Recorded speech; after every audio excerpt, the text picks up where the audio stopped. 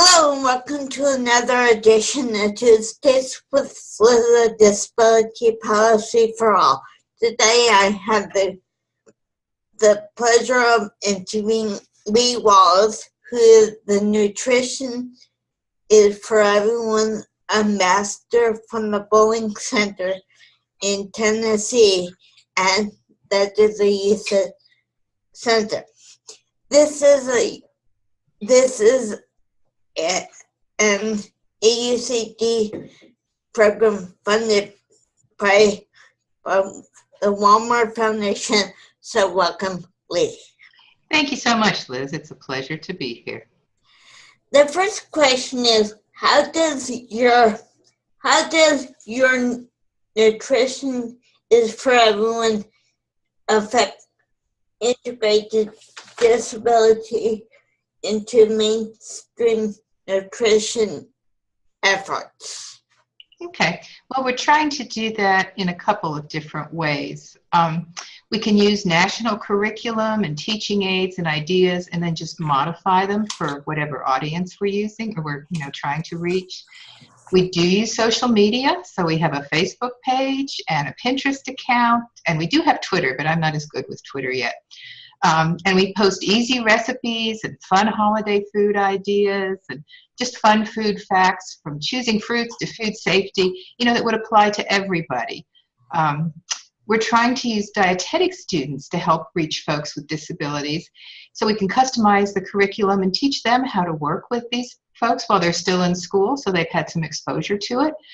And we hope to build on all of this to reach out in partnership with other local agencies who might have kitchens to do, demonstrations of food preparation, or to go out and do some hands-on shopping or just get some hands-on experience.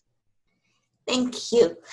I wasn't sure, what does dietitian mean? A dietitian is like a nutritionist. We have a national registration program, so I'm a registered dietitian nationally and a licensed dietitian and nutritionist in Tennessee. So I've had 4 years of schooling. I actually have a master's in nutrition and public health, and then I've passed a national registration exam. Okay, great. Thank you. Mm-hmm. The next question is, what policies are you hoping to impact in Tennessee? And what partners and coalition are you working with? That's a big question, two big questions. We actually decided we'd work on partnering first before addressing a lot of policies, as we feel we needed some broader support before we got into the policy area. Nutrition and policy things are a huge thing with all the, the change in government right now. But we want to try to connect in partnering, connecting people with nutrition knowledge with people who want to learn more, and hopefully having it happen within a local community area. So, people see each other again. I don't want to just walk in and teach somebody and leave. I want them to have resources there. So in that light, we're trying to partner with some of our post-secondary education programs in Tennessee that are for people with intellectual disabilities in the universities. Connect them with dietetic students and dietetic programs that could be an ongoing thing, and provide resources from our perspective and consulting to help facilitate them, teaching. We've reached out to the independent living centers in Tennessee, and I'll be talking to the national group shortly about what kind of experiential education we can offer in cooking and shopping for people with different types of disabilities. So we're not limiting ourselves to just one type, and begin again to set up some local programs. Our state also has had some strong nutrition programs for schools and for school-aged children, and we hope to partner with them in the future, but that's kind of a future plan.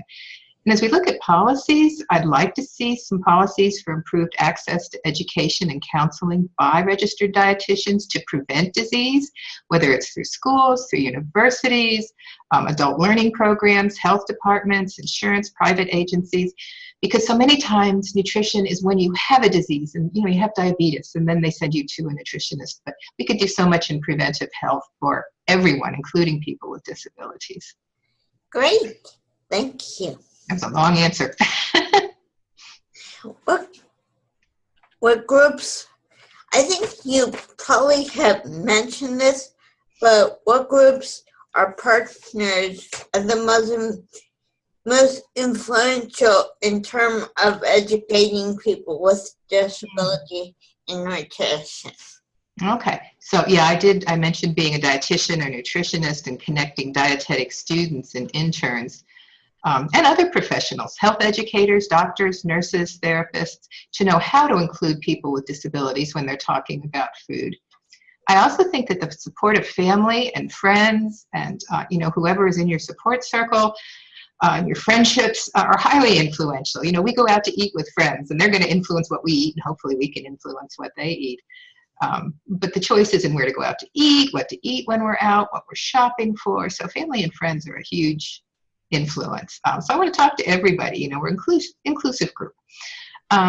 Jobs, schools, wherever you spend your days can also be an influence. If you just got snack machines at work, you're either going to have to figure out how to take your lunch or, do something else to be eating healthy.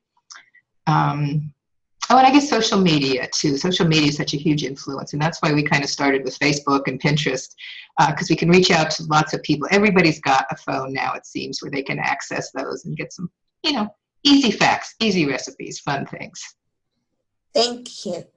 The last question is, how do you think changes in the Affordable Care Act may impact people with disability in Tennessee with regards to nutrition? Boy, isn't that the question? Wow. And with all the changes coming along with this new administration, that's a really hard question to answer. When budgets are trimmed, nutrition is often one of the areas that seems to come up on the chopping block. Whether it's WIC, the Women, Infants, and Children's Program, Head Start, school nutrition programs for children and youth with special health care needs. It's like, nutrition, maybe not. Insurance coverage for nutrition services is still mainly in the treatment range. Like I said before, if you have diabetes, if you have kidney disease, if you, have heart disease, then you can get some access to nutrition education. But education to prevent those, to do lifestyle counseling would be so helpful. And I can hope that we would have some changes for the good that would include people with disabilities in the future, but I don't know. Thank you. And if you have any questions about this or any other policy issues, please go to the AUCG webpage and look for this week's In Brief. And if you have any questions or concern about this edition of Tuesdays with Liz, please leave them in the space below. Thanks again, Lee, and have a great day. Bye. Thank you so much, Liz. Bye-bye.